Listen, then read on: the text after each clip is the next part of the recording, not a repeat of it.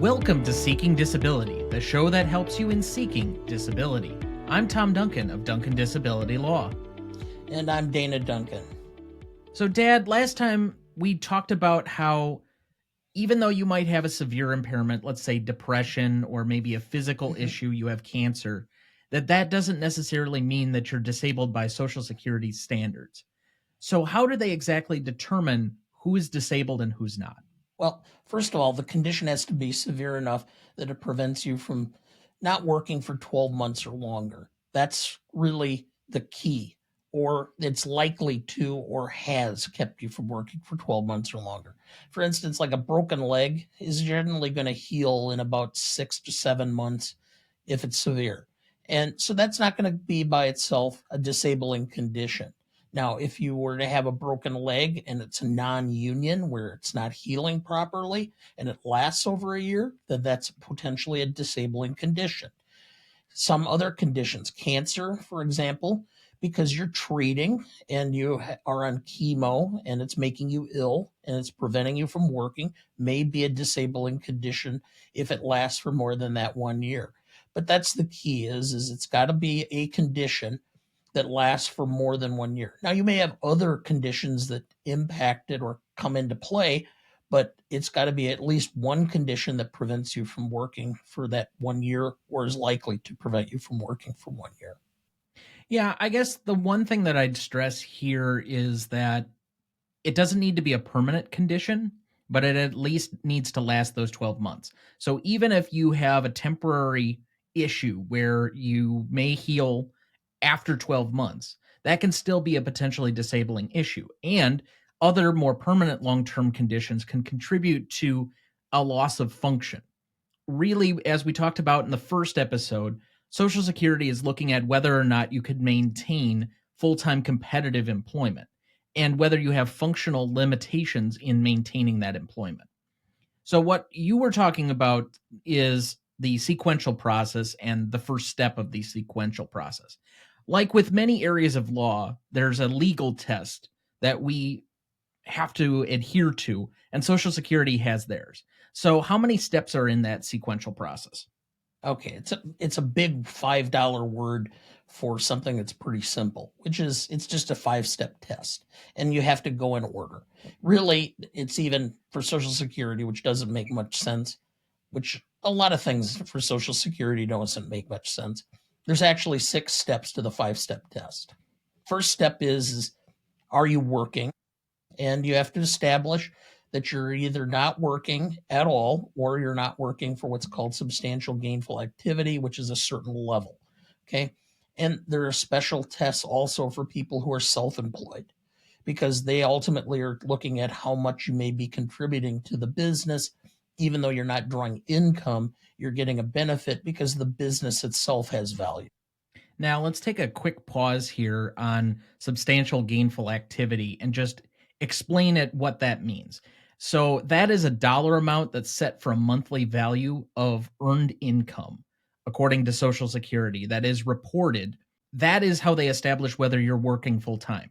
So, currently for 2025, the rate at which you would be deemed working full time is $1,620 a month. So, even if you're working 20 hours a week at $22 an hour, most people would think that's part-time because your hours aren't full-time at 40 hours a week. But according to Social Security's rules, you would be deemed working full-time. Correct. Now, there's certain factors that come into play, which is if you have medical conditions that limit you, for example, you have bad feet and you have to spend $20 a month on orthotics. And because of the nature of it, the orthotics break down. So every month you have to spend $20 or $100 a month in orthotics, or you have to buy painkillers in order to function. That stuff can be deducted from your substantial gainful activity to allow you to fall under the parameters necessary for step 1. That's why you really should consult with a seasoned, knowledgeable representative about Social Security when you go to apply, because it can make a difference on whether you qualify even at step 1. Absolutely. 100% agree. All right. So we've gotten through step 1 here. What's step 2? Okay. And the second step is, do you have a severe impairment? And a severe impairment is not necessarily the fact that you have a diagnosis. I think the statistics show that there's something like 360 million people in the United States, and about 25 million of them have a diagnosis of clinical depression. But not all of them are disabled, because even though they may have the diagnosis, the depression is controlled by medication, or it's not so severe that it's preventing you from working. That's ultimately the test. Does the condition cause you limitation that impacts on your ability to work? Doesn't mean it has to completely prevent you from working, but it has to have some impact. That's why if you have several medical conditions and they all have an impact, even a small amount for each, the combination of those can be enough to get you over the hump for a severe impairment that's disabling. Right. There are quite a number of conditions that could be severe impairments that we see all the time. You mentioned depression, anxiety's one, obesity could or could not be a severe impairment depending on the functional limitations that come with it. Diabetes, depending on whether it's controlled or not, or contributes to some other conditions that you have. So any of those could be a severe impairment, but it doesn't necessarily mean just having it is a severe impairment by its own. Yep. But let's say that we do have at least one severe impairment at step 2. So then do we move to step 3, or is there more here? No, we can go on to three, which is, does that severe impairment meet a listed category that allows you to be disabled as a matter of law? In other words, that's a little bit of a legalese thing. But what it means is they list certain conditions. And if they fall below a certain level, you automatically qualify. For example, people who have ALS, after it gets to a certain level and it's tested and shown in the medical testing that you have it, you qualify. If you have COPD and you have blood oxygenation levels that are below a certain level over a period of time, you qualify. If you have limitations in your ability to stand, such that you can't stand unless you use at least a walker or two canes, so a person who's a quadriplegic or a paraplegic would qualify. Or if you need a walker in order to ambulate, you might qualify. Again, it's a list of these, and there's a whole list of them. There's, I believe, 14 different categories in the rules that allow you to qualify. There's several thousand medical conditions that automatically get you on disability. Yeah, the way I've normally told people to think about it is it's a severe condition, and if it meets certain criteria. So if you're checking the boxes on factor A, B, C, and D, then you meet a listing. It is not something that happens in the majority of cases, let alone even it's probably a very small percentage of cases actually meet a listing. Correct. They make it very hard to meet a listing. You can also do, though, what's called equal a listing, which is where you have multiple conditions that are very close to meeting it, and the combination would result in an equaling. And there are certain things, medical conditions, that are not listed, but they use a listing to do. For example, migraine headaches, they use the listing for, it seems odd, but there's enough similarity that they use it. It's for epilepsy.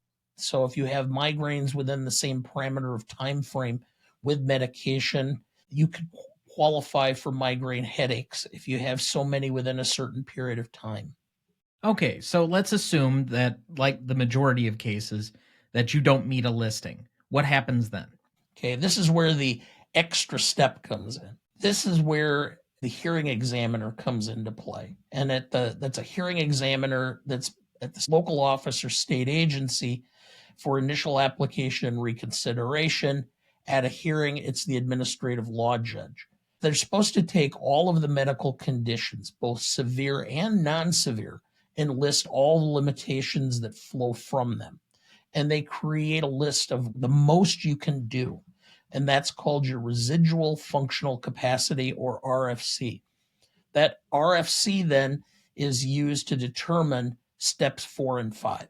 Let me just explain kind of what kind of things they're talking about. They want to know how long you can stand in a day, how long you can sit in a day, if it impacts your ability to use your hands for fingering or handling, stooping, bending, crouching, crawling, if you can concentrate for 2 hour segments, if you have the ability to work with the public, if you can deal well with coworkers, if you can accept criticism from supervisors.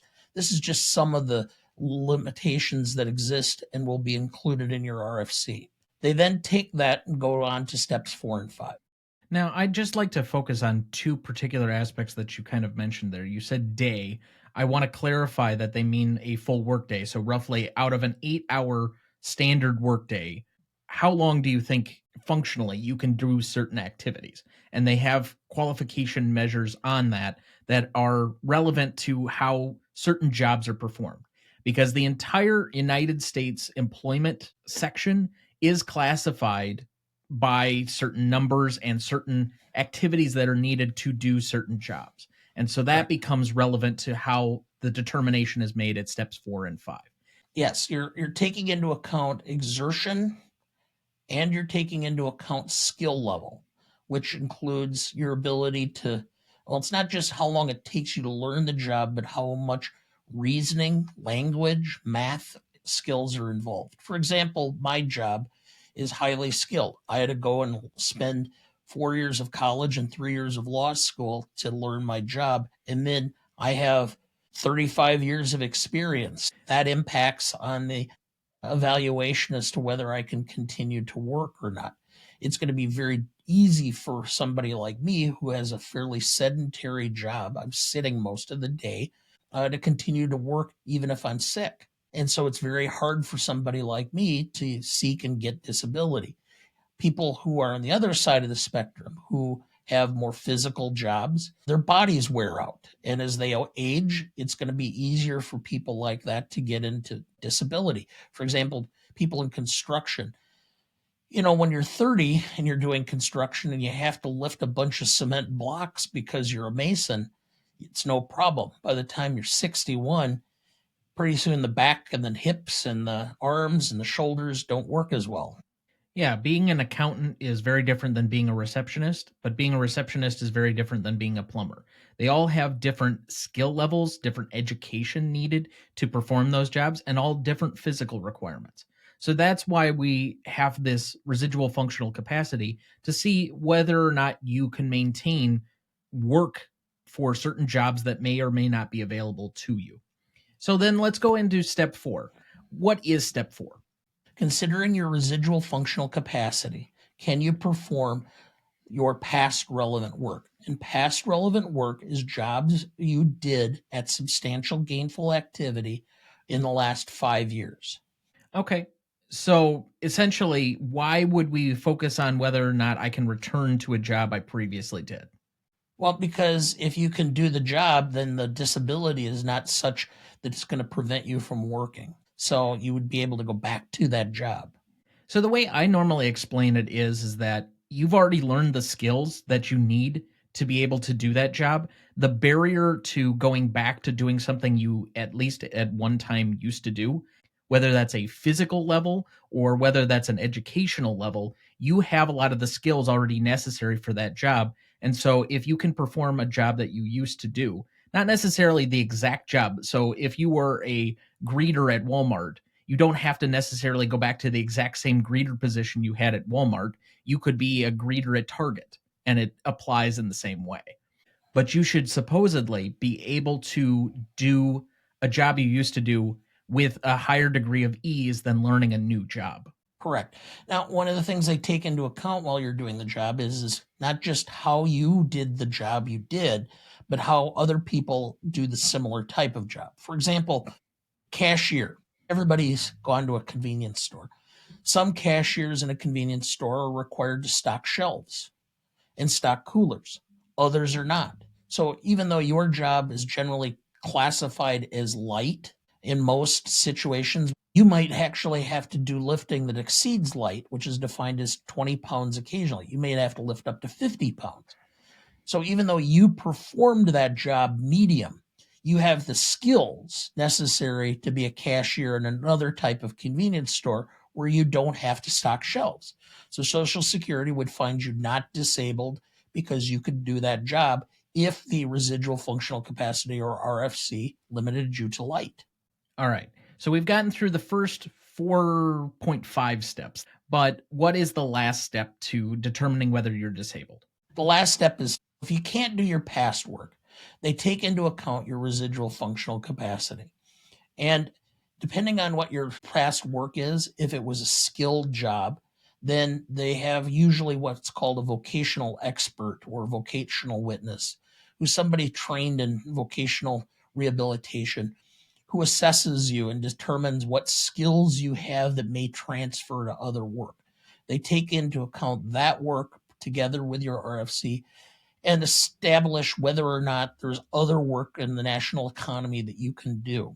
Social Security has a set of rules that come into play at step 5 that are called the grids, or the medical vocational guideline. If you want to understand what the grid rules are, it's real simple. When you were in grade school, you had a multiplication table. It would be on one side, you'd go across, then down, and it would tell you what 4 times 4 was.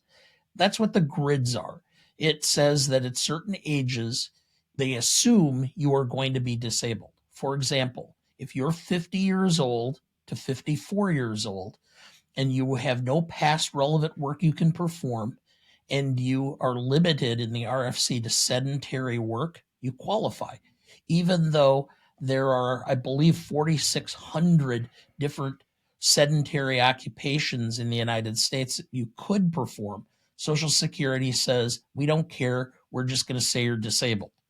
At 55 to retirement age, if you're limited to light work, you qualify, despite the fact that there's, I believe, something like 12,000 light occupations you could perform. This is the step that, in my experience, has the most technicalities, the most jargon, the most nuance to the little pieces of what's going on. And so if you didn't think you needed an attorney up until this point of the sequential process, this is the step where a lawyer really makes their money. It's like putting together a 25,000 piece jigsaw puzzle. And sometimes blindfolded. It can be difficult. And this is where a lot of times people who say they're Social Security lawyers or representatives will show that they're not Social Security representatives or lawyers, because they don't know how the little pieces all play together. Sometimes you're lucky and you can pick up where there's whole sections that are already put together for you. And other times you've got corner pieces that help you. And yet again, you have pieces that they're all black and you have to completely use the outlines of the pieces and figure out how they all fit together in order to get the picture done. Simply put, this is not a process that is designed to be done by the average person and be able to navigate efficiently and easily without the help of somebody trained or qualified to help you through this process. And so let's just recap at this point. Let's assume that the average person that might be listening to this episode qualifies for the benefits that we talked about possibly in episode 1, that either they meet the standards for SSI, SSDI, they're not currently working, they're not currently over the full-time employment, even if they are working maybe part-time, they don't necessarily hit that number for substantial gainful activity. They have at least one severe impairment that's going to last for at least 12 months or is projected to last for at least 12 months. They don't meet a listing. They have no past relevant work that's going to apply here. And they do not necessarily qualify or meet the standard to be able to do another job that might be available to them. Are they disabled? Generally, yes. But again, it all comes down to that step 5 analysis. All right. Now, if you're still with us here at the end of this episode and we haven't completely lost you, we would recommend that you consult a practicing either attorney, or they're called EDPNA is the technical term, but essentially someone who's trained in doing Social Security representation if you have some further questions. Of course, there's a lot more information to share, but that's a good place to stop for this episode. If you have more questions about disability, you can visit our website, duncandisability.com, or call 1-888-458-2406 to talk to the Duncan Disability staff. Thank you for listening. We'll see you next time. Seeking Disability is a production of Ronnie Duncan Studios. This show is written by Dana and Thomas Duncan. It is mixed, edited, and recorded by Thomas Duncan. Our music is thanks to Purple Planet Music. Our technical provider is Riverside FM, and our distributor is Captivate FM.